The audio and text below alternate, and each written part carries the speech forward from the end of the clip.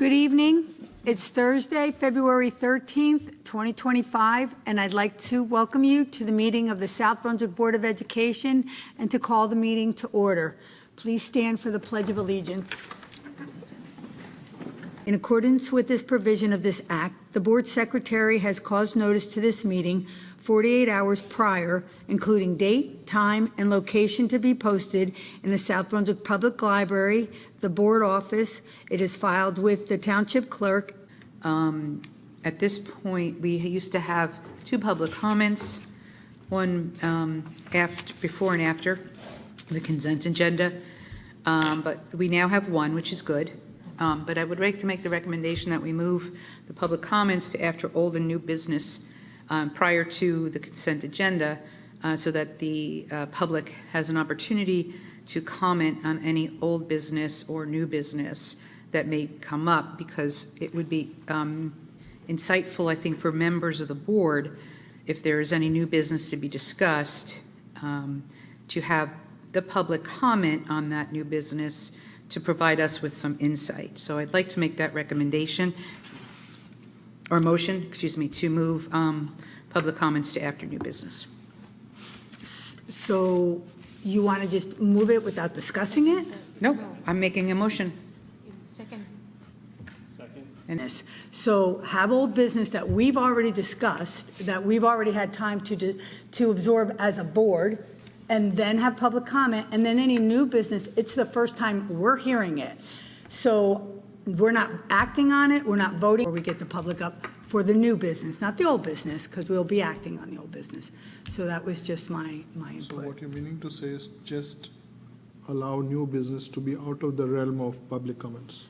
Yes, until it becomes old, because we'll have old business, we'll discuss it. We'll hear, I'm sorry. Well, public comment. Discussion at that point until such time that new business is recognized to become a voting issue or a motion to be voted upon. I just feel that it gives us as board members the opportunity to hear from the public if there's People who commented when the thing was a new business, when the item is in the new business, and then come back the following meeting and comment on it when it is old business. But that should be fine. I think we should have just one comment Right. after both new and old. So you don't And want to split them up, okay? Yeah, if somebody. Mr. Raja Krishna, Yes. Dr. Smita Raj, Yes. Mrs. Lisa Rogers, yes. Ms. Laura Hernandez. Okay, Yes. okay, yeah. So, as we said, we'll have public comment after new business. And old business. After new business. Yeah. and- Oh, yeah, yes, I'm sorry. After new business. Apologies. Yep, thank you. Okay, now. So now may I have a motion and a second to approve tonight's We meeting have the agenda? We have the first and second to approve this evening's agenda already. Dr. Raj? Oh, moved, okay, okay. Krishna, Ones. Look. Oh. Too cute. And dad and mom and everybody. All right. Well deserved. Welcome. We have a few other things to talk tonight as well. We have Jeff Johnson is going to be transitioning, which means we say goodbye again. We say goodbye to the administrative assistant to the director of athletics as the administrative assistant of the year for, again, the same organization. So we have two people being honored this way. So it's great. And it's great that South Brunswick has these incredible caliber of people that are available when the need comes. So we thank them both very much. Some upcoming events. So this is also very cool. So we have our robotics team. We have 6 of our robotics teams actually have qualified for states. So that's pretty huge. And yep, that's great. And Dr. Aparna Rajagopal oversees all of this. We're talking huge dedication for this program. This was a program that really received basically no funding for years and still run by these people who kept it. So as we expanded again this year. Another important piece of news, SB Reads has been moved due to weather, and that the new date is Monday, February 24th. Again, The Action Generation by Mr. Haidt, Jonathan Haidt. He talks about the negative impacts of smartphones and social media on children's mental health. So the district. A quick shout out to our two local newspaper program. We have the Tap and Patch. And when we reached out to them to help share this information, they just jumped right on it, both of them. And they're always happy to do that for us. So they are really good partners. Also have a Teacher of the Year contest. So I'm going to go through those in order, but first I just want to give a shout out to a few individuals who helped behind the scenes and organize this. And so at central office we had Mrs. Marianne Murphy, we had Miss Lourdes Amado Luis, from VFW, Bob Kelly, the high school, Justin Negerval, Jeff Johnson, and then our middle school writing teachers, our high school social studies teachers who really partnered with us to make this happen. So first, I'm going to start with Patriots Pen Contest. Patriots Pen Contest is a 6 to 8 contest. Each year, they offer this to students. It's a 300 to 400 word essay where you're responding to some patriotic theme. So that theme this year was My Voice in America's Democracy. We had a number of students participate, and one of our students, a Crossroads South student, earned the distinction of getting past the district level. So at this point, middle school, if you're a middle school person, it's all about the team. This is an Alpha student.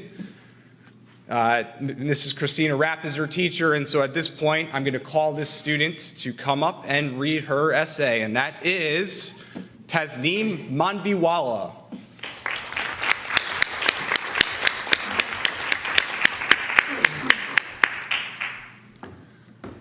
The power of a young voice. I may not have the loudest say in America's democracy, but my voice is crucial.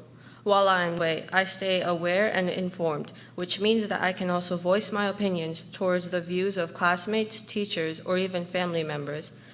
Advocacy/activism is another way democracy can involve me. Even as a teen, I can join or support nonprofits fighting from their experiences. In conclusion, my voice in democracy is important. Through my schoolwork, advocacy, and community service, I can voice my concerns and raise awareness that can lead to change. That way, I am not only preparing myself to be a well-informed and participative citizen down the road, but also helping make society better today. The voices that other young people and I carry can determine the future of our democracy, and we must use them wisely and responsibly. Thank you.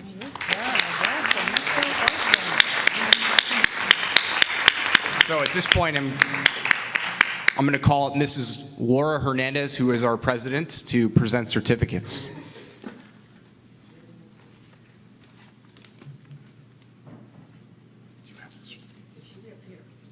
A question related to democracy, civics, patriotism. The question this year is, or was, I should say, is America today our forefathers' vision? So we had a number of students who... Father's vision for us, or have we lost our way in this great experiment? This debate can be met with a number of diverse responses. A simple yes or no would typically be difficult to effectively provide. In my perspective, the answer to this question falls somewhere in between. Our people would need to be able to refer to the framework to come up with new answers, some of which may result in a compromise where democracy survives and thrives. This begs the question, how has our history of policy and decision differed or related to the original vision? In terms of growth or prosperity as a nation, America has excelled globally. Our nation consists of action and influence, allowing us to take control in many situations. We have prevented and ended conflicts by standing for what we believe in and supporting the growth of democracy across the globe. As a nation, it is undeniable that we have been better off as time has progressed. Over the years, to address many questions brought forth by new generations, we have referred to the intelligent thinking of the Founding Fathers. If the current resistance, beliefs, and goals. Our democratic society is constantly challenged with new questions and beliefs. We were once able to speak and debate from a place of empathy and respect, but political discourse has devastatingly polarized us. This has taken us out of alignment with our nation's original vision. Political discourse used to hold the benefit of uplifting others and bringing our society to operate better for everyone. But in recent times, the polarization in the country is very strong and remains on the right path based on values and principles maintained by the people throughout our history. In recent times, we are being challenged in ways we haven't dealt with before. It is necessary for us to learn from our history and apply those lessons in dealing with new age issues. This will also require us to come to Give one more round of applause to these two guys.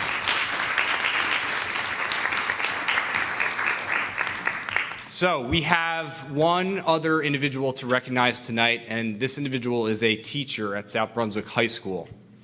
And so this is for the Smart Maher VFW National Citizenship Education Teacher Award, and that recognizes exceptional teachers who excel in teaching citizenship, promoting American history and traditions, and instilling civic responsibility. And so I'm going to start with just a quote from one of this teacher's colleagues who said, just so you can get a sense of the individual, she said that students often express their appreciation for his approachable demeanor and willingness to provide guidance and encouragement. He never talks down to students. He meets them where they are in an authentic and meaningful way.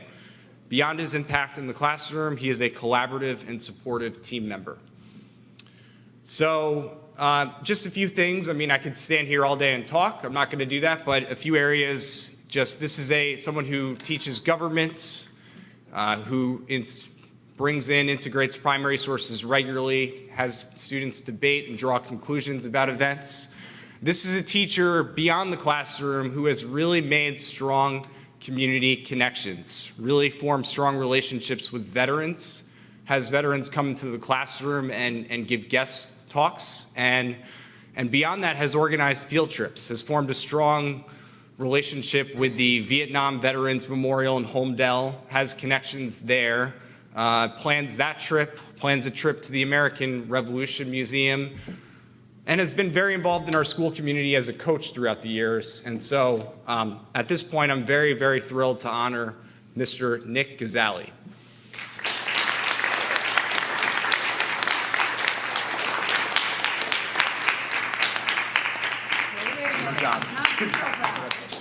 Yeah, congratulations. Great job. Great job. Thank you. Great job. Thank you, everyone.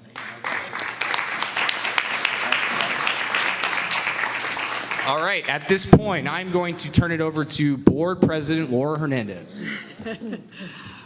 Well, that's so exciting. I know a lot of you guys know that I'm an educator, but my double major at college was American Studies. So, and it was a social studies teacher that just said, wow, this stuff is awesome. This is so cool. And to see that we have one that shines is an amazing thing. And to see our kids that are so excited, that's great. And I just wanted to comment on something Dr. Raj said. When she looked at the awards, she went, Laura, that was my son's favorite teacher. So same thing too, Ms. Rogers. See, so we have kids that are going out and beyond, and you're leaving your mark, and that is awesome. So thank you for blessing our kids. And guys, our kids, thank you so much for becoming amazing citizens and carrying on what we do here in America. So thank you very much. Great job. Okay, our next line of business is to have our annual Code of Ethics training. Yay. Okay. So this is riveting. Yeah, I was just going to say, oh yeah, that's right, okay. I need the three little ones need to stay out. Yeah, that's right. This is so exciting. So exciting. But yes, we're going to take a quick break just so you guys can go. I forgot about it. It's okay. You get a hang of it. It takes a few meetings. Yeah. Oh, so I don't even need my laptop. Thank you. This is awesome. Let me know when you guys are ready. All right, just give it a minute. Let them leave.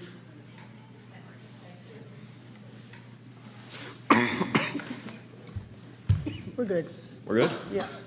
And I apologize in advance. I'm just getting over the flu and bronchitis, so you will hear some noises out of me that I immediately apologize for. I do have water. It does absolutely nothing. So thank you guys for inviting me back to do your annual ethics training. I'm going to try to move through a lot of information quickly. For those that remember, there's a lot of audience participation here on the board. We're going to get through a lot of hypos. I'm going to do my best to trick you / embarrass you. So with that, here's a little agenda. We'll go through the Act, the Code of Ethics, then lots of hypos. So the Act is a little different than the Code of Ethics. The Act not only applies to the board, but also your administration. So keep that in mind, but it's also, the level is much higher. It is enforced by the School Ethics Commission. So if you hear me say the Commission or SEC, that's the body that governs school ethics here in New Jersey. They can issue advisory opinions. So if for some reason at any time you're a little concerned, I don't know if I can do X, rather than do X and then find out if you get served with an ethics complaint, you can ask them for advice beforehand. So what is the School Ethics Act? I'm going to go through this very quickly. It's all about money. The School Ethics Act is if there is any financial benefit, that's really what this is getting at. So you can't have an interest in a business or engage in any transactions before the board. You can't secure any unwarranted privilege, advantage, or employment for yourself or a relative. So if you have a spouse, you can't call up Scott and say, hey, can you get my spouse a job? That's obviously prohibited. No.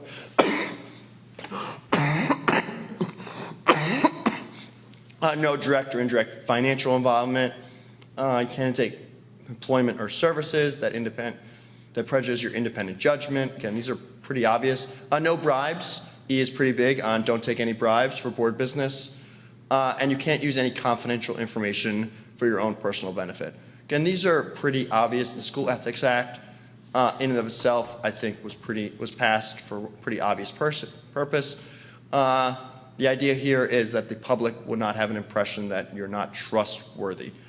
So then a number of years went by, and even though the act was pretty aggressive, right, it was still used as a weapon against board members. And what happened was people would file, and boards would not be entitled to indemnification. And they would have to hire their own attorney. So a deal was reached in Trenton, and this is true, that said board members would get indemnification if a violation of the act is filed against them. But we need to show that we're tough on ethics, and that's where something called the Code of Ethics was passed. The Code of Ethics reads like no other law in the state of New Jersey. And the reason for that is all the legislature did is they took what school board did as like a code of ethics on their website and put it straight into the law. So that's why when you see this statute, it reads things like, I will uphold and enforce all laws. It literally was just the legislature quickly copied and pasted the school board's code of ethics, and in exchange, board members get indemnification if an act is filed against them. So this is where most of the action is filed against board members, where we'll spend most of the time today. Again, I'm going to go through these quickly, and then we're going to flesh them out through hypos. So C, I will confine my board action to policymaking, plan, and appraisal. We usually pair that with D. I will carry out my responsibility not to, quote, administer the schools. So those two always go hand in hand. As a board member, when you're doing something, if you're wondering, am I within my job? Is it policymaking, planning, or appraisal? And am I, in essence, running the day-to-day operation of the school? You serve on kind of the overarching, the top of the umbrella, but really your day-to-day operations here in South Brunswick are going to be by your superintendent and your BA. If something would affect the day-to-day operations, it's not for you. I will recognize my authority rests with the board and make no personal promises. The big thing is you can't take any private action that may, quote unquote, compromise the board. So if you're doing something individually, as an individual, the chances are, if you're acting on behalf of the board, you're going to run into some ethics issues. I will hold all confidence, all matters. You get a lot of confidential information by the board, in executive session, through emails from administration. Those have to stay confidential. I will support and protect school personnel. We'll see an example of that. And then J's the big one. I refer all complaints to the chief school administrator, superintendent. This is where board members get into trouble time and time. Parents come to you, they know you're on the board and they have an issue, and they come to you and think that you can solve that problem. Your only responsibility under the Code of Ethics is you either A, tell them to go speak to the superintendent, or B, you then take that message and bring it straight to the superintendent, and then you back away.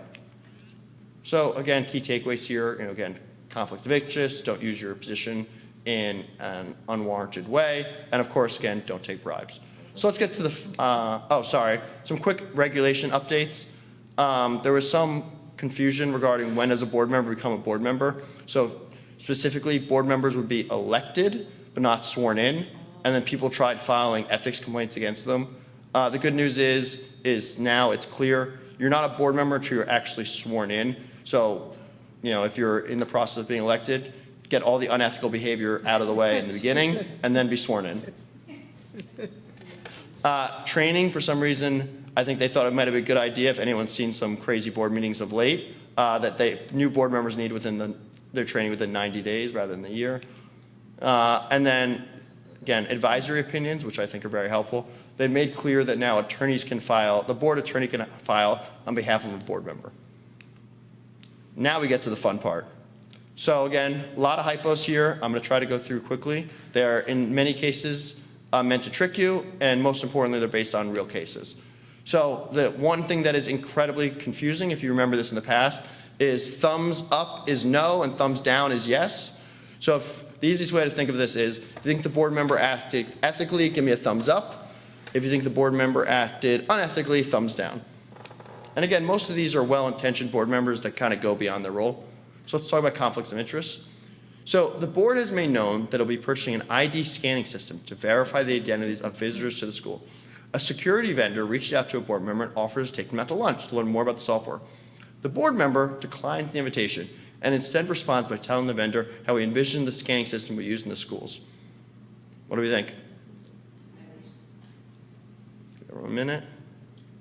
Okay. So here we have a violation. So the good thing is the board member said, I'm not going to lunch with you. Again, please don't take bribes. But again, here the vendor hasn't even been selected. And two, the board member is sharing their personal views, right? That may not be the views of the board or the administration. And so again, if it was at a board committee, that might be a little different. But here, that's, again, taking a step one too far. Okay, great example here. A school recently finished renovating and painting its gym. A school board member noticed that the school did not use all its paint it purchased for the gym. Believing the paint will otherwise go to waste, the board member takes a few unused paint cans home for a home project. Yeah, nice and easy one here. So we get this question time and time again, can a board member put in for unused school supplies? The answer is yes and no. So you can do so as if any other citizen would be able to, but just keep in mind that, again, you as a board member have access to information. If you utilize that information in any way that gives you an advantage, you could get with an ethics violation. So, but again, pretty straightforward. Okay, let's talk about the parent complaints, because this is the one that board members get the most frustrated with. A middle school parent frustrated that their son did not play more during the recent football game approaches a board member to complain about a football coach. Shocking. The coach and the board member are friends, since their children are in the same soccer league. The member mentions the parent's complaint to the coach. What do we think? No. Yeah, so, again, same thing. Even the most innocuous complaints are not for you to get involved in. You may think you're just acting as a friend, but I've had this time and time again with board members where they think they're friendly with the staff member, their child had them, they know them for years, and they view that staff member as a friend. The staff member will view you as a board member, who view you as someone who votes on their collective bargaining agreement, their salary, and the like, and all they have to do is say something to the union will file on behalf of them. Okay, my favorite example, because this is the one that absolutely drives board members most insane. Here we have two students get into a fight. The teacher who tried to break up the fight was hit by one of the students. At the next board meeting, a resolution for a long-term suspension was approved. Not surprisingly, the fight is talked about throughout the community, and everyone's talking about this. While in the grocery store, a board member hears two parents discussing the fight. One of the parents incorrectly says the board took no action against the student. The board member corrects the parent. So what do you think? Everyone in the community is talking about this. Everyone knows what's going on. Yeah. The board member corrects the parent about what? That the board took no disciplinary action. So at the board meeting, remember, the board's approved a long-term suspension for the student, No, it's, and then the parents are saying basically the board did nothing. that's fuzzy. Was the resolution public? Yeah. Of course. It's a board meeting. It's public. Oh, at the next board Oh, the meeting, resolution was public? long-term suspension. It's public, but remember, you don't put student names attached to resolutions. Right, yeah, But then that's- no. that's Then actually- no, that's no, what's no, not- you can't, no, it's not public. Yeah, so this is the thing that drives boards crazy. So this is a violation. So even though everyone may know, and even though everyone knows the student that you suspended is that student, again, it's still confidential and you can't talk about it. Now, that doesn't mean a board can do nothing, right? So we get these instances all the time where an incident happens in the school. You may not be able to talk about the students, but certainly you can release a statement about your general process, why X is wrong, right? Sometimes there's an incident regarding race. You can release something that says we condemn, disparaging comments, things like that. Insert your protected class. You just can't say, and we suspended that student, and in this instance, here's how we handled it. That is still protected confidential information, even if the community, as happens sometimes, they get it wrong. During executive session, the board discusses potentially buying property to build a pickleball court. Nice. Pickleball's all the rage these days. A board member reached out to a close friend who was a real estate agent to discuss the value of the land and whether it would be a good purchase by the board. That's a big no. Yeah. The obsession. Yeah, so this one's pretty clear again. You as board get confidential information. You can't take that private action because who knows, that real estate broker may say, oh, that land's for sale? I had no idea. Okay, let's talk about external communications. Here we have a board member writing an op-ed endorsing 4 candidates and advocating against 1 candidate. The board member inserts the following disclaimer. The author is writing this endorsement on his own personal behalf. His opinions are his own. You're going to be shocked which of the 5 people, the 4 that endorsed and the 1 that endorsed again, filed an ethics complaint against this board member. So, shockingly in this case, the one advocating against lost, filed an ethics complaint. I just already skipped ahead. So the endorsement here is the author is writing this endorsement on his own personal behalf. His opinions are their own. So this is, I always like to bring up, certainly we do not recommend op-eds because they are rife with potential issues.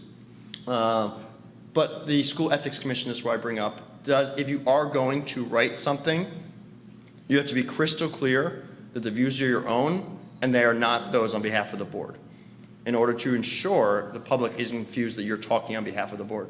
The other thing, here's a nice disclaimer, by the way, if there's only one that has been legally approved and adopted.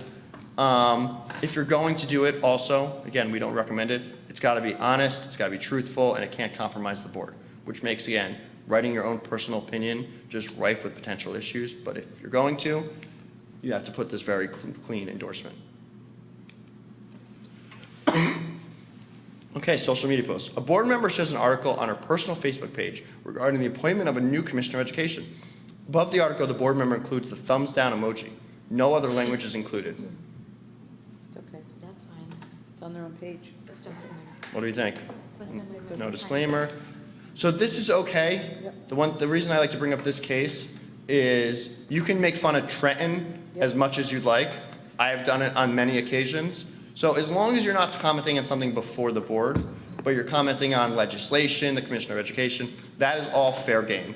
And you don't have to put any disclaimers. You don't lose your First Amendment rights to comment on things happening in Trenton or Washington. Yeah, I do about ethics directions. Here we have a board member post on his personal Facebook page that, in his opinion, as an individual, not as a board member, that the district would be better off if the superintendent was not destroying student dreams and burning their futures, which I think we can all agree. That's bad. I get it. So yes, this is I will support and protect school personnel. And that is a real quote from a real case. Someone did put on their first, to be clear, in that case, they didn't put the superintendent's name, they just put a picture of them. So, I mean, who knows who they were talking about. Yeah, that board member, that was one of the more harsh penalties of all the cases here, posted on their personal Facebook page. Board meetings. At the board's next meeting, it'll be voting on the purchase of a new basketball hoop. A board member requests permission from the superintendent and enters the gym to examine the current baskets. He goes 3 for 4 from the free throw line. It's okay. What do we think? That's okay. Yeah, so this is fine. You could be, if you were a JV superstar and you want to go test out the baskets. The key here in this hypo, the board will be voting on it at its next meeting. So if the board wasn't voting, if there was nothing before the board, and a board member just independently wanted to go explore the school, not okay. We get a lot of questions about what access do board members get when it comes to information, looking at things. And the next question I always ask is, well, what are you voting on? So you as a board have the right to make informed decisions. So if it's related to something you're voting on, you get access to. If it is, hey, I heard that this teacher got disciplined and I want to review their whole personnel file, well, you're not voting on anything before you, and that goes beyond your scope. So while entering the building to examine the basketball hoops, the board member can't believe how easy it was for him to just walk right in the gym unattended. Believing this is a security risk, he immediately emails the building principal to make sure the doors are locked and provide additional security to the gym. What do we think? Yeah, so, again, well-intentioned board member here, but again, if you think there's a problem, you can't go to staff, right? Even your principals who run buildings, they're in a union that you approve their contracts and the like, and they will view you not as a concerned citizen, concerned parent, but as a board member. And more importantly, your superintendent may have a different vision for how the problem can be solved. So again, issue comes up, bring it to the superintendent's attention, let the superintendent handle it. And with that, I thank you very much for going through and hearing me kind of cough. Does anyone have any questions before I step down? Does anybody have any questions? Any questions over here? Any questions? Yeah, we're all good. Well, then, thank you very much. Well, Again, I thank appreciate you. you inviting me back. Hopefully you enjoyed it. Thanks, Dave. Okay. Next order of business is our board committee and liaison reports. I'm going to look to Ms. Khan for policy. Policy Committee met prior to this board meeting, and I'll have an update at the next meeting. Okay, great, thanks. Ms. Rogers, finance? So the Finance Committee met on January 28th. Present were myself, Ms. Khan, Mr. Soni, Ms. Hernandez, Mr. Pulowski, and Mr. Federer. The topics of conversation, which will be posted on the board portal, was to review the budget calendar, which the board members have received during the December 19th board meeting. We also reviewed the current status, and on that night, we had a discussion obviously around the current budget. We reviewed the appropriations and use of unassigned fund balance to offset expenses in Fund 11. We discussed the overall program costs around healthcare, salaries, transportation, buildings and grounds, special ed, and technology. Regarding the 25-26 budget, we discussed state aid and what the administration suggests we can expect this year, if we get anything, discussed the state formula, and came to the conclusion that no changes in the current formula were apparent, as Mr. Feder has said a few times, for the 25-26 school year. We then talked about the current political environment and the potential impact on our federal grants. We also, just to note that the state budget ETA is to be announced by the governor on February 25th. That's an ETA. Thank you. Thank you. Okay, Mr. Krishna, operations? Yeah, good evening. We had our business operation meeting on the 11th, and it was attended by myself, Ms. Lisa Rogers, Mr. Mike Mitchell, Ms. Laura Fernandez, Mr. Scott Feder, Mr. David Pulaski, Ms. Kim Malloy, Mr. Brian Redfield, who's the Director of Buildings and Grounds, and Ms. Jill Ottington, Director of Transportation. The committee was provided insights to the McKenzie-Vinto rulings on displaced homeless students in the state of New Jersey and the impact the current budget has. We currently have processed about 24 displaced students this year and have 6 in our system currently.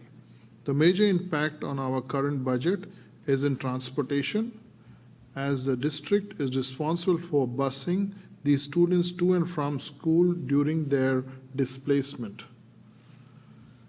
We received the financial impact on our budget and ways in which the business office reallocated funds to address this impact. Discussing jointures and the ability for the transportation department to add students from other districts to routes to share cost. The largest obstacle to this shared service is the size of our township and the impact on routes time for students. The next point that was discussed was for the summer project. Finally, we reviewed summer projects, our roofing long-range plan, and Crossroads South's roofing issues due to solar and how to address the fix. We also discussed Monmouth Junction's small roofing project and will provide a recommendation to the Finance Committee to move forward within the next few months. And that's it. Any questions on that? All right, good job. Education, Education hasn't met yet this year, so we'll be meeting next, before. before the board next- meeting? Yeah. Okay, great, awesome. Okay, so what just happened at the beginning of meeting, so let's jump over public comment first and go to any old business. All right, so, one, we have an enrollment. So if you remember, we reached out to the township to ask them about the current building and what we might expect in homes. The first response we got was that we would have 25 new homes built by this July.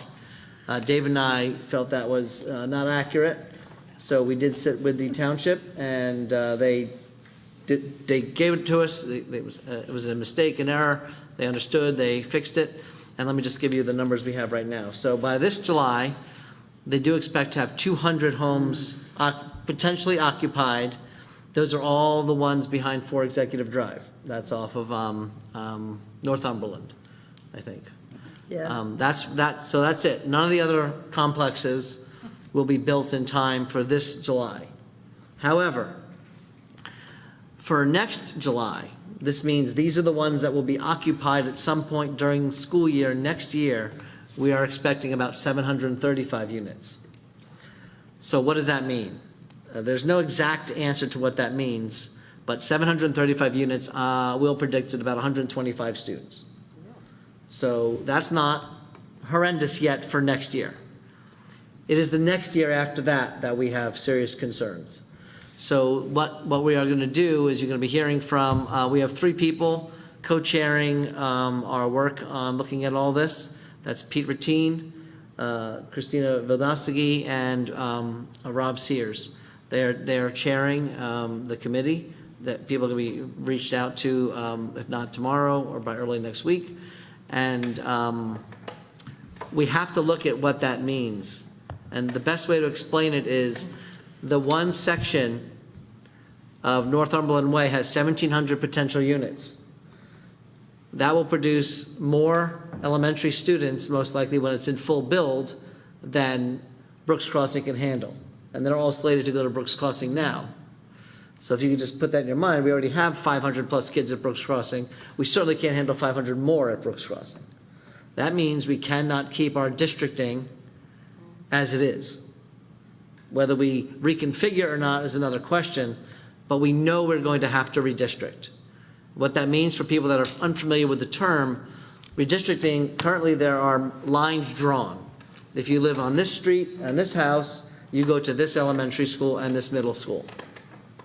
That's what that means. Those lines are drawn. Those lines will have to be redrawn. And some people that currently live in a house that would go to Brooks Crossing, let's say, might need to go to Indian Fields or Monmouth Junction. And that will all be, so we have to redraw the lines. This is a very unpopular thing to have to do in a school district. However, you cannot absorb 3,100 new homes eventually without doing this.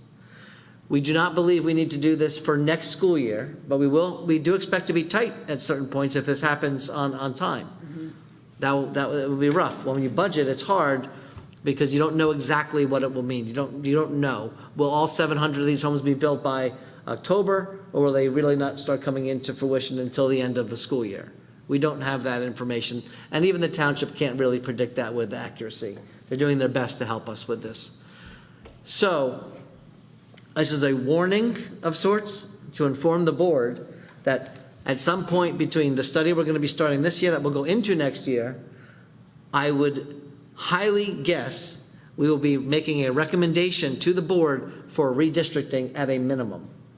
That is what I would expect for the 26-27 school year, not this coming September. We're not looking at that. However, for this coming September, we are going to do a quick look and see if we have to do any minimal amount of work. We were going to do a minimal amount last year, but things got stalled and we didn't need to do it. We didn't want to upset the apple cart if we don't need to, but we are going to look again. And one of our key players in doing this work is Jill, our transportation director extraordinaire.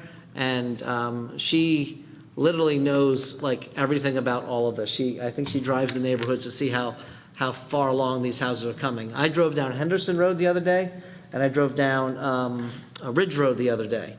On Henderson, if you go off, if you're driving north on Route 1 and you make a right onto Henderson, so away from 27, going towards 130 on Henderson, you will see about 3 or 4 buildings back there.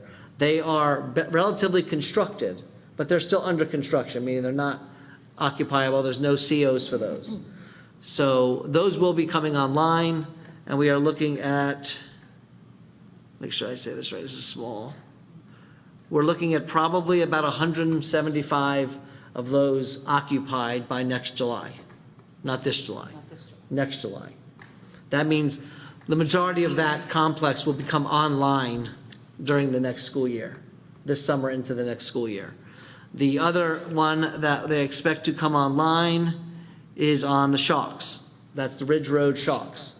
Now, I think it's ambitious. There is some structures towards the back of that, but there's nothing that's quite even close yet. But 120. Now, in that section, that is the one section that will have single-family homes. So of the 3,100 plus homes, only 93 are scheduled to be single-family. All the rest are townhouses and apartments. So over there, we are expecting to have 120, and then overall, at the ones on 4 Executive, we expect to be closer to 500 by next July.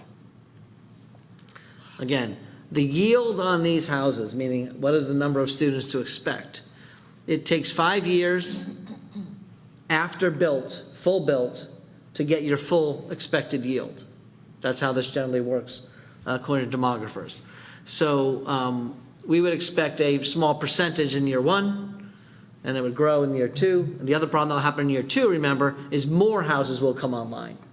So it's just going to get worse and worse and worse and tougher and tougher and tougher. And the challenge financially of that, of course, is the money doesn't come in fast enough to cover. Because even though all of these houses will produce more and more taxes, you don't get any. Doesn't matter how much more tax comes into this town, you don't get it. Just remember that. That's the way it works in New Jersey right now. If that doesn't change, and we are lobbying harder and harder on this issue, because no matter how much anyone hates taxes, if all of this new money is coming into the town and the schools get nothing except for kids, that is not a recipe for success. Just think of the basic logic. You don't need any politics. You don't need anything else but basic logic. If all of these kids come in and all of this new money comes into the town, all you get is the kids. And a small infinitesimal amount of money over time from state aid, which is nothing in comparison to the need. So just keep that in mind. We're still okay, but just to tie really quickly what this was going to do. When we do our budget starting next month for you, this is the only part of this that impacts our budget work is enrollment projections, where we think we might have the ability to make a reduction. You have to think hard about that, because making a reduction to then get the needs over the summer, that just hurts the program. If you have to start breaking up classes and doing things mid-year. So when we're close, while we can't really afford to err on the side of caution, we might have to in certain places. So it is very impactful, but this is not as bad as it could be if this was moving faster. So before I move to the next topic, if there's any questions or anything. Just a question. What is our current enrollment of our third, second, and first graders and kindergartners? Okay, 1 second. Sorry, I should have shot you a note about that. It's okay. Let me do it this way. Sorry, it takes a quick second. I want to give you the wrong answer. Sorry.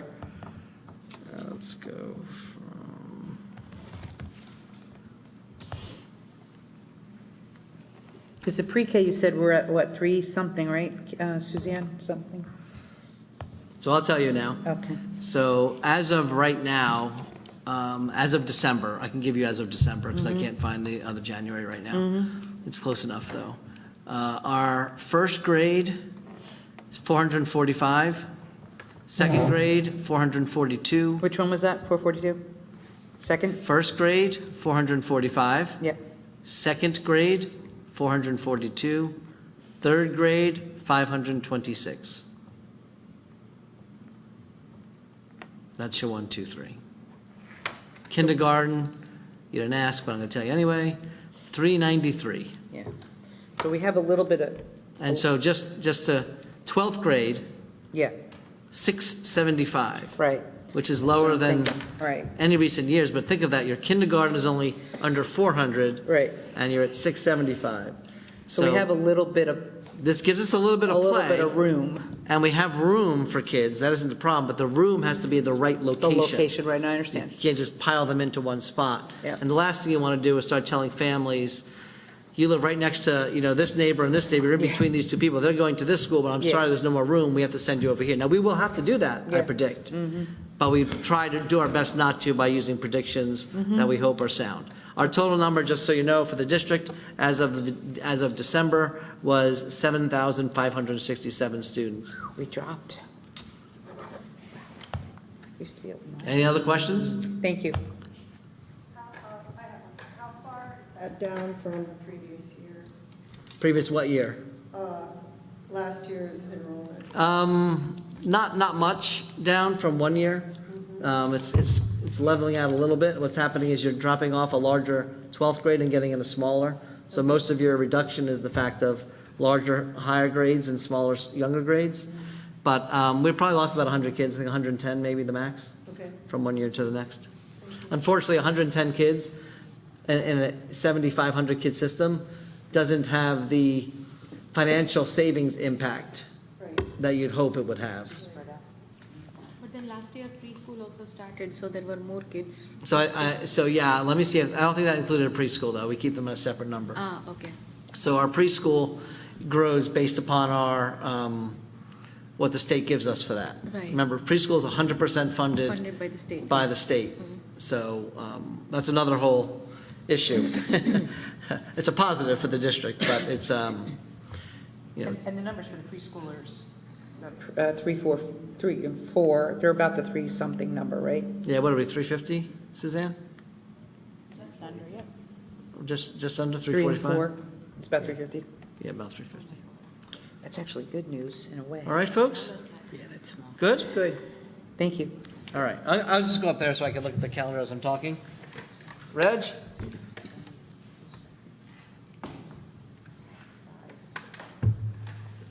I'm freezing. Thanks, Reg. If you can't see that, you have all this on your computers. I sent it to you.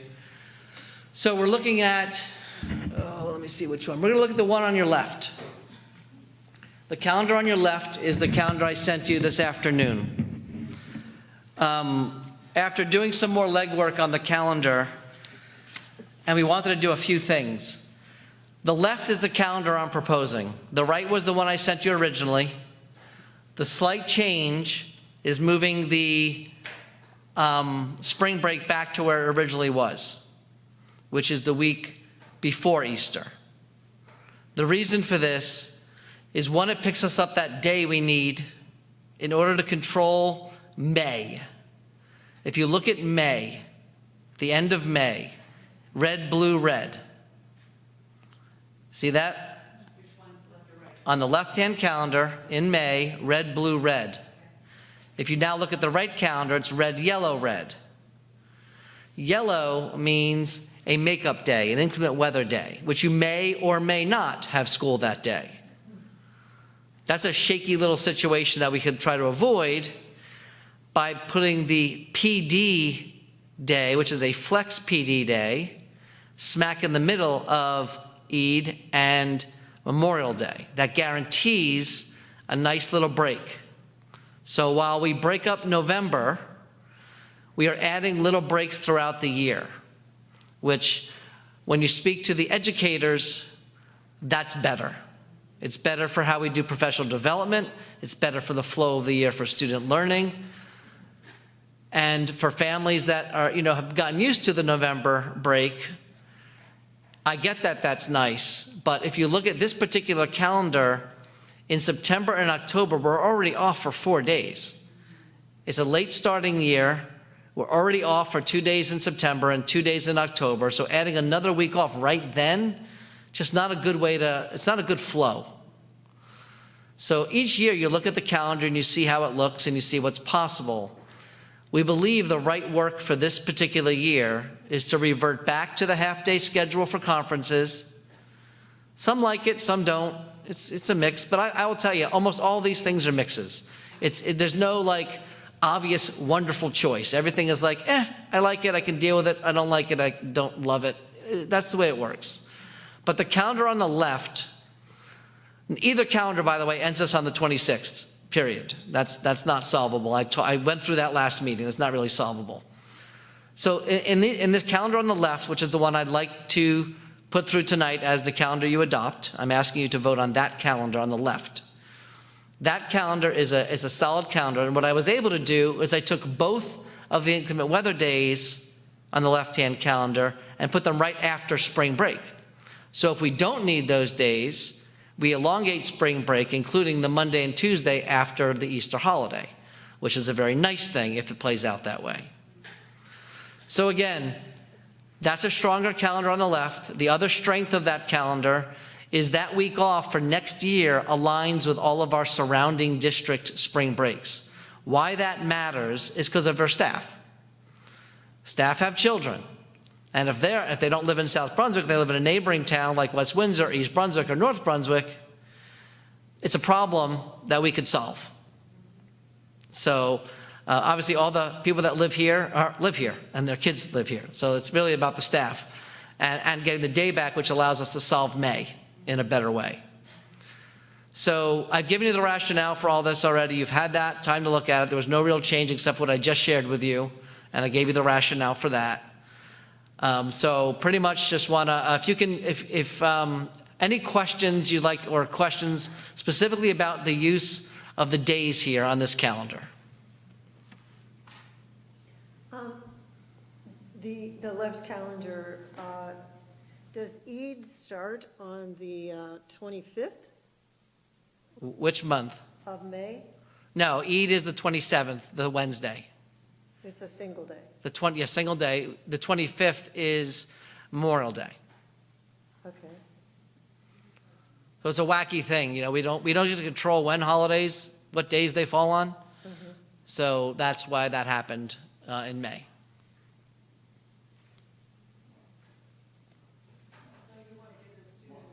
It starts in March and ends in May? Well, I'm sorry. You What? want you have a day in Students March to be and off a day in that May. day, in between where you would have. What we're just- basically saying is we have to put things somewhere on the calendar anyway. So it's cleaner to put it there to have a nice clean break at that moment than to have kids be off Monday, in school Tuesday, off Wednesday. It's just cleaner to attach it that way. We do that normally we use it to do this with the inclement weather days. But because of this particular year, this is a cleaner way to do it and that allows us to use the inclement weather days closer to the spring break. Okay. Into the mic if you have something though. So Eid starts in March and ends in May? There's Is that what two- It's two separate things? Two separate days. Okay. Okay. The district has recognized the 2 days of Eid since before I've come to the district. So this is not a new thing. What's new is where it falls on any given school year. They both happen to fall on school days. Just like Diwali falls on a school day, Jewish holidays fall on a school day, just the way the calendar breaks.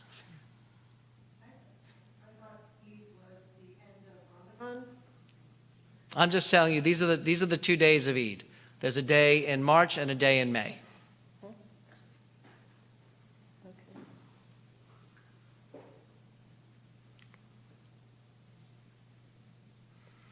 Are there any other questions, topics to discuss solely about the calendars, the days off? Again, my recommendation is when you vote today, you're voting yes or no on the left calendar. Reggie, could you do me a favor? Can you knock out the right-hand calendar? This is the calendar you'll be voting on.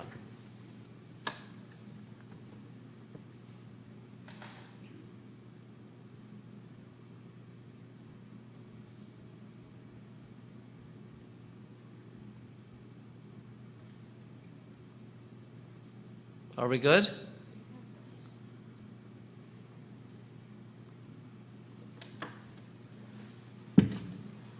All right. Okay, anything else about the calendar?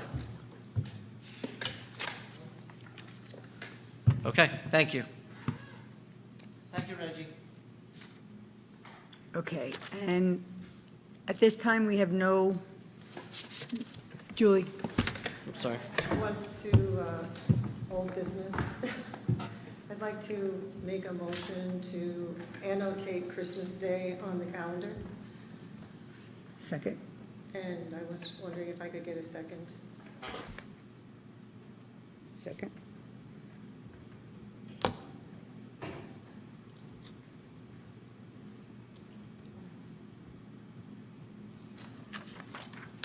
No second. There's no second? No discussion. To Okay. get it on or to discuss it? That's it, we move on. No second, we move on.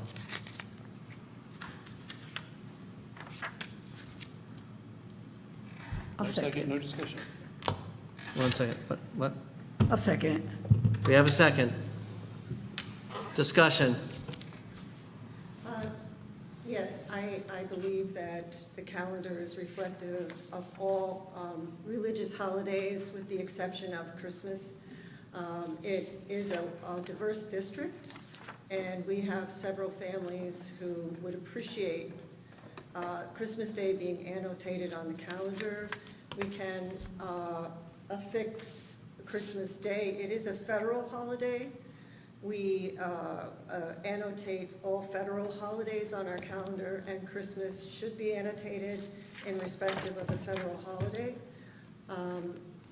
I would say that we could propose that December 23rd and 24th be listed as winter break, and then Christmas Day itself, if it falls within the week of school week.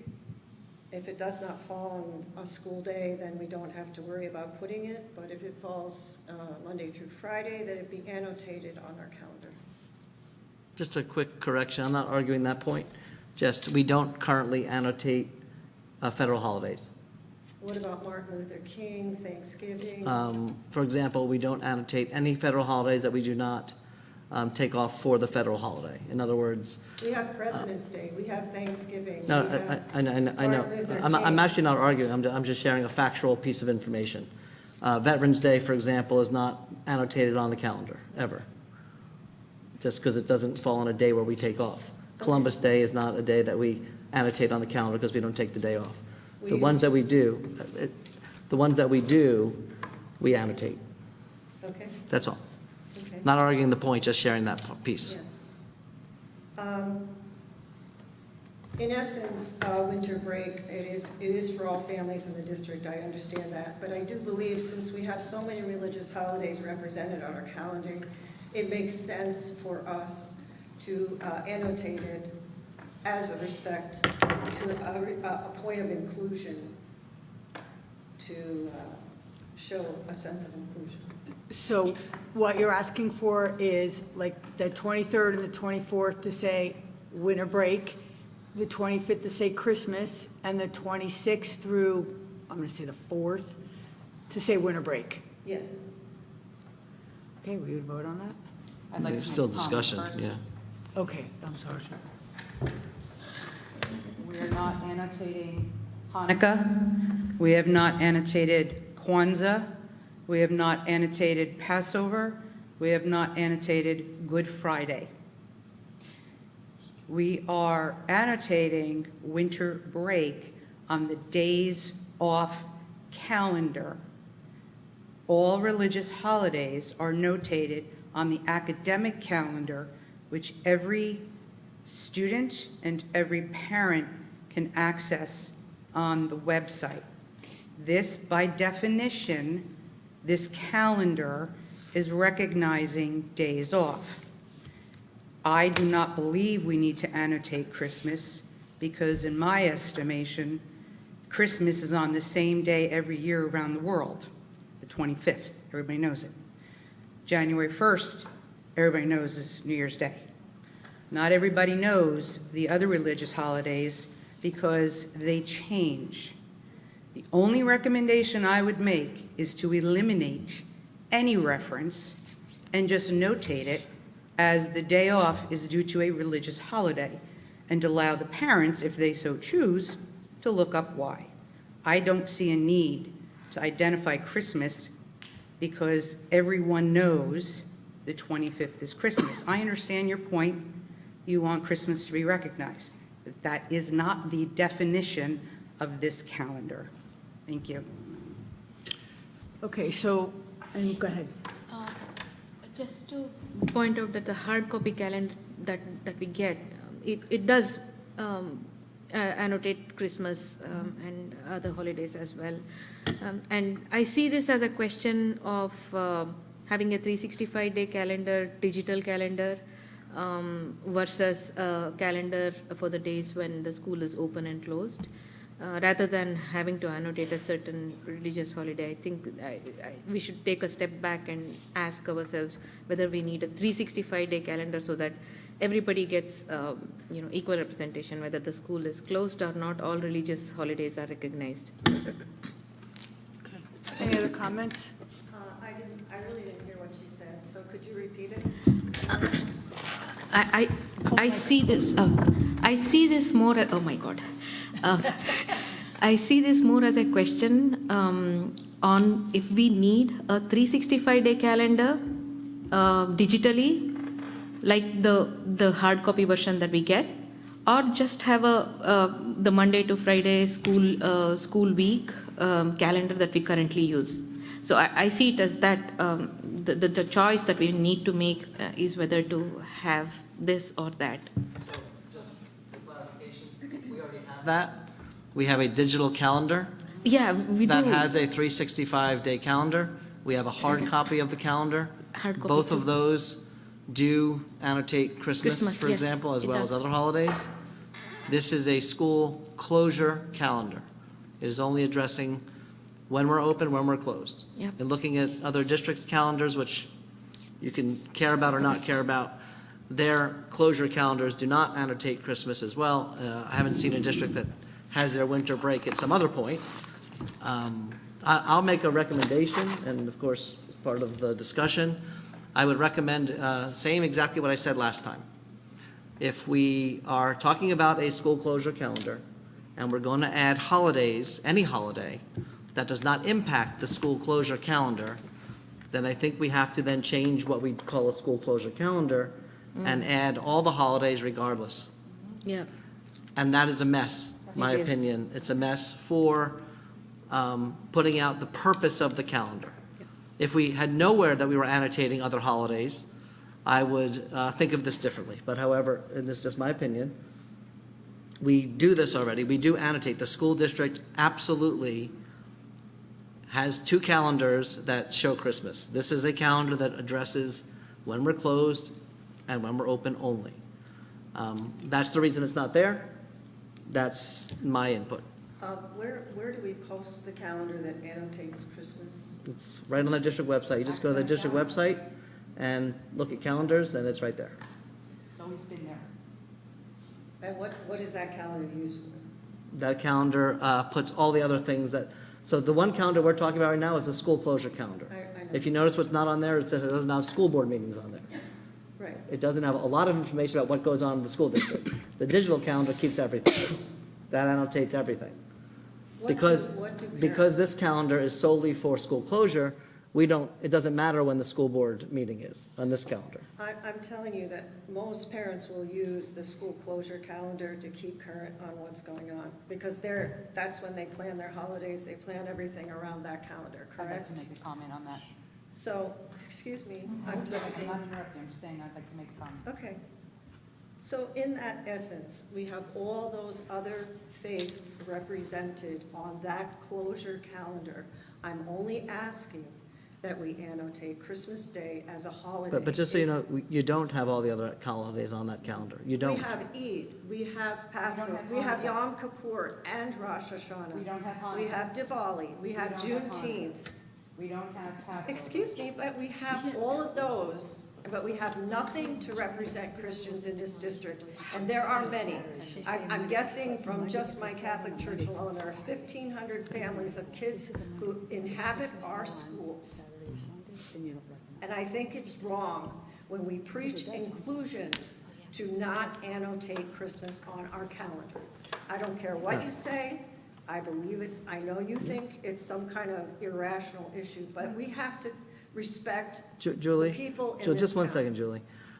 I behaved in no way that suggests your opinion is irrational. Well, then take Rosh Hashanah, Yom Kippur. What I Eid, have and done- all those what other I have done holidays is off provided- this calendar, because we really don't need it. What I have You done can just say religious holiday. is provided an explanation for why we do what we do. That is not irrational. I do not think your question is irrational. Okay. I do not think your request is irrational. So- When two people disagree on something, it doesn't make But the you're other not- person, you're it does not not make the telling other me- person irrational. You're not telling me why we list all those other I holidays actually, I of other did. faiths I on the- actually did tell you. I'll tell you again though. on the school closure calendar. Here's why we do it. Because when there's a day that we are closed for school, solely associated with that reason, we annotate. That's why we do it. Okay, then. That's the reason. Maybe we should consider starting winter break the day after Christmas. That's And fine. putting Christmas holiday as a holiday off. And then come to school on Christmas Eve. Why not? Oh. Early release, That's fine. You want to No, cancel no. the winter break? That's early fine. release. That's fine. I've said my piece. I'm good. You did. Whatever you guys decide is good. So all the other holidays that we don't acknowledge on this land on a Saturday or Sunday. So if Christmas landed on a Saturday or Sunday, then we would not acknowledge it. Out of all the holidays that we do acknowledge, anything we take off that falls Monday through Friday, we acknowledge. It just so happens Christmas always falls during winter break. So if it falls Monday through Friday during the winter break, I think what Julie's saying, and correct me if I'm wrong, that we acknowledge winter break, winter break, winter break, Christmas, winter break, if Christmas falls Monday through Friday. Now, all those other holidays that we would have off for, because we would have off, if we didn't have winter break, we would have off Christmas. There's no doubt about it. So, but all those other holidays that we would have off for, if they fall on a Saturday or Sunday, we don't put them, and rightfully so. So if Christmas fell on a Saturday or Sunday, we don't put it. But it will always fall during winter break. So out of respect for the Christian belief, to have Christmas put down, just annotated winter break, the 22nd or 23rd, 24th, Christmas the 25th, winter break 26th to whenever we come back. So is that what you're saying, Jewel?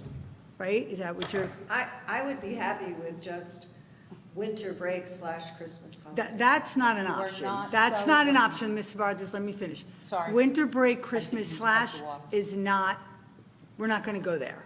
Okay? So, but the other thing would be to acknowledge because if Christmas falls on a Sunday during winter break, we wouldn't put it down because it's a Sunday or it's a Saturday, where other holidays that we take off for, when they fall on a Saturday or Sunday, we don't put them down. But Christmas always falls during winter break, which means putting it down out of respect will never happen if that's the philosophy that we follow. Well, we have off anyway. So Can we explore one thing real Yeah, quick? Because sure. this was interesting. I didn't realize this, Julie. So we can save a day on the calendar right now. Since we're already coming in on December 22nd and 23rd next year, why don't we come in on the 24th, as Julie Not an pointed out? option. Move on, we're not, move on, no, that's not even an option. But that's the I thought that was That's what she not- was that's saying. not- I know that's what You she could was have saying, an early release. but that's not an option. No, we're not coming in on Why not? 24th, that's Wait a it. minute, wait a minute, you aren't, Smitha, why do you disagree with that? Because most parents have days off on Christmas Eve, and children coming into school when parents have days this off is- and they make travel plans, it makes no sense to me. Because it's Christmas. Yeah, Christmas Eve. It's Christmas Eve when Christmas. people start traveling The to 24th meet is their loved Christmas ones. break. I mean, Because it's Christmas. Okay, That's but why the you're off. 24th would be considered winter break.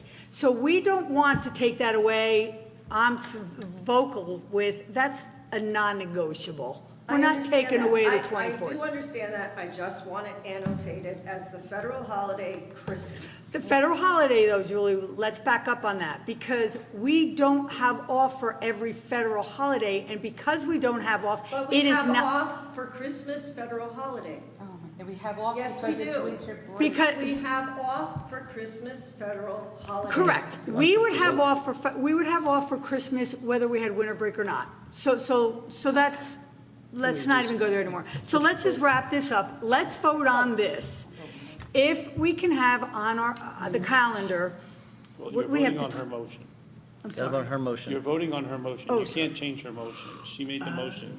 You're discussing adding Christmas on the 25th onto this calendar. That's the vote. Okay, but the vote would be that it would say, on the calendar, it would say that, just the 25th would say Christmas. So it would be the 23rd, 24th, we would still keep as winter break. Now, correct me if I'm wrong, because I'm not good at this. Right, I'm The right. point is to just put you'd have winter break separate. So it would say the 24th is winter break. Right, 25th is Christmas. Right. The 26th through January 2nd is winter break. So you're basically saying there's winter break over here, there's winter break over here, and there's this day in the middle. That's the request. okay, So that's what you're voting on. okay, that's what we're voting on. Okay, Lisa? Before we vote, I just want to note, if you do this, you are then offending the Jewish religion, that those that practice the Jewish religions, and they are not notated. Thank you. How are they offended when they have Yom Kippur and Rosh Hashanah Oh, my on the God. calendar? When? They have, Do we have? okay, they have Passover, We don't have. they off. have Hanukkah, So you don't put it on the calendar. so But we don't those- have off for those days, Lee. those are not being Saying notated that. on the calendar. You guys should vote. And Okay. one more final comment. We are a public school system. We are not a private or religious school system. Yeah, but Excuse me, when you identify a religious holiday, for one, you must identify a religious holiday for all. Correct, that was my point. Then your vote, my dear, is only for Christmas, and that's inappropriate. Excuse me. Excuse me. I told you there's, the Jewish religion is posted, and I understand because of the day following, but it's posted nonetheless where people look at it, they see it, they react to it. Juneteenth, and all of these things are different religions. They're posted. Okay, so you know what? What is wrong with posting our religious? Everybody made their point. Let's vote. Everybody made their point. Let's vote. Mr. Pulaski, roll call, please. Roll call.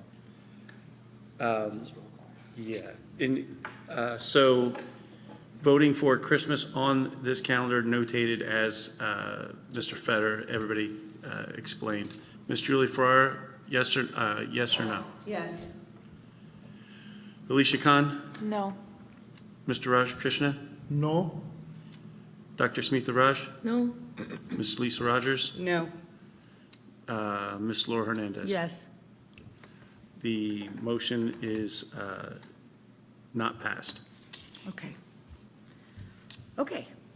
So now, Moving on. I'm Just so sorry. you remember now, just hold everybody. Okay. When the consent agenda comes, remember you're voting for the calendar we said. Right, Okay, that's what you're voting right, for. okay. And no, now to new business, there's no new business at this time. Well, I was going to Okay, talk about, no, just kidding. Just kidding. no new business at this time, and, okay, where were we putting the comments before? It's after new business, so it would be. So it's now, right? Yep. Okay. Open Public comment. Okay, so next we have public comment on anything, on any topic. The Board of Education recognizes the value of public comment on educational issues and the importance of allowing members of the public to express themselves on school matters of community interest. Complete copies of Policy 0167, which govern this portion of the meeting, are available to the public at the auditorium entrance, online, or by contacting the board office. To permit the fair and orderly expression of comments, we ask that participants be recognized by the presiding officer and preface comments by announcing his or her name, place of residence, group affiliation if appropriate, and by completing the sign-in sheet that's at the podium. Please print legibly, or we may be unable to document your name for the permanent record. Each statement made by a participant shall be limited to 3 minutes. No participant may speak more than once on the same topic. Mr. Pulowski will indicate when you have 15 seconds remaining. All statements shall be directed to the presiding officer. No participant may address or question board members. No discussion between a participant and respondent shall extend the 3-minute time limit. It is our plan to listen to each member of the public. Once all questions and comments from all members of the public are made, the Board of Education may respond or respond via email in the most timely and efficient manner available. All questions and comments will be noted. Mr. Pulowski, has anybody pre-registered? We have no pre-registrations. Okay. Is there anyone in the audience who wish to make a public comment? Oh, you're right there. You like flew. Pencil? There's no pencil here. Just go ahead. Shall we just go? Yeah, go ahead. All Just state right. your name, though, please state My your name is Albert Lipovsky. I live in North Brunswick, New Jersey. I'd like to just comment on the vote you just took on the Christmas holiday. I mean, it is a little strange in our nation that we have a religious federal holiday to some people. In 1870, Ulysses S. Grant signed off on making Christmas, the birthday of Jesus Christ, that's how it reads in the statute, a federal holiday. Prior to that time, 16 states had made Christmas a holiday, a state holiday, including New Jersey, before the Civil War. So maybe it's presentism, that concept now that has infiltrated our society of trying to judge things by the past in the present. But people understood that even though Christmas was religious in nature, because the country was Christian at that point, and it's changed a little bit, that people accepted it. Okay, and it's no knock on any other religion. Christmas is now the most important economic holiday in the United States. Okay? And about 20 years ago or so, school districts started taking Christmas off their calendars. You can look it up. And why they did it? It was on the calendar from 1870 to 2000 and something. And then they decided suddenly it's no good anymore to have it on the calendar. I don't see what the big deal is to annotate it on the calendar, as Mr. Federer described. I really don't. Some people might, Lisa mentioned that it would be very offensive to Jewish people. I would hope not. There's no offense taken. For over 150 years, there was no offense taken. Now suddenly, it's this big issue. And it's a shame. It really is. I mean, I don't know how we got here, but we're here. I don't consider keeping that off the calendar to be very inclusive. Now, Mr. Federer's argument, which he made a few times, was that we only put the other religious holidays on the calendar because it's a day off. And we just do it that way, he said. Well, why do you do it that way? You didn't really explain any logical reason that you do it that way. You just said we do. My point is, if you do it that way for those holidays, you just do it. You can do it for Christmas on the day off. There's no logical reason not to. My time is up. Thank you. 15 seconds. Okay, thank you very much. I'm disappointed in the result of this, but of course, we're a democracy and decision stands. Okay. Thank you for your comment. Thank you. Anyone else? Okay. So the next order of business is the consent agenda. Consent agenda. Review by Mr. Pawlowski. Okay, ladies and gentlemen, we have a pretty concise consent agenda this evening. Items 1.1 through 1.4 all have to do with business office operations. We have 1.5, a transportation contract. 1.6, we're doing per pupil tuition costs for the district. We're approving the participation of Sustainable New Jersey program with 1.7. 1.8, we're approving an out-of-district tuition adjustments. 1.9, we have the approval of out-of-district placements. 1.10, 1.11, 1.12 all have to deal with special education services, contracts, accepting tuition students. 1.13, we're doing our student field trips. Seem to be a couple pages worth. Everybody's traveling. Yeah. 1.14, we're approving a resolution for travel-related expenses reimbursement for professional development for our staff. 1.15, we're approving an appointment for the schools. We're appointing Jeffrey Johnson as interim athletic director.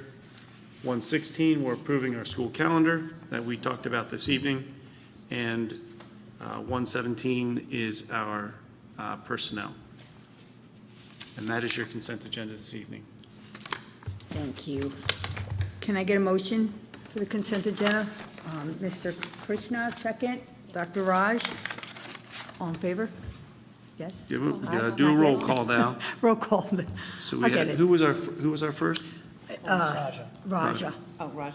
Raja was first, and Smita was Smita, second. Sorry about that. Flip the page.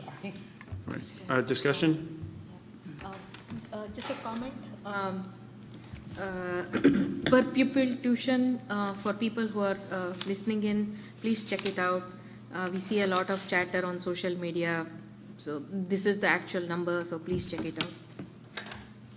Are you talking about 1.6? Yeah, Yeah, those are the per pupil tuition costs. yeah. Just so that people know that official per pupil cost is out. Oh, it's out there. It's out Yeah, there. it's out there. It's for people to, just highlighting it again, Gotcha. so that people who are listening, they know. Just that number is associated with if someone's paying us tuition to go to one of those classes. Yeah. That's what that's for, Yep, which is the cost of that Yeah. program. cost of program. Any other comment, question? All right, there you go. Good. Roll Roll call? call. Roll Here we call, go. please. Roll call vote. Ms. Julie Ferrara? Approve except for 1.16. Abstain from 1.16? Or abstain or no? Is it a nay? Abstain or no? No. It's a no. Gotcha. Ms. Alicia Khan? Yes. Mr. Raja Krishna? Yes. Dr. Smita Raj? Yes. Mrs. Lisa Rogers? Yes. Mrs. Laura Hernandez? Yes. All right, our motion's passed. Consent agenda passes. Now do I say all in favor? Come again? Now you're going to move to adjourn. Now I'm going to, I never know when I have to say all in favor. I will get this. Okay, please note that our next scheduled Board of Education meeting is set for Thursday, February 27th, 2025 at 7 o'clock. And I said, oh, God, I asked if I had to say a Well, motion. you were saying things. Motion to adjourn. Motion. Rogers. Oh, Ms. Rogers, second? Okay. Dr. Smita. Raj, okay, now do I say all in favor? All in Yes. favor, do I say all in favor? Sure, go ahead. All in favor? Yeah, aye, Aye. okay. The ayes have it. You gotta say any names. Please, shut off the mic. Shut- quick.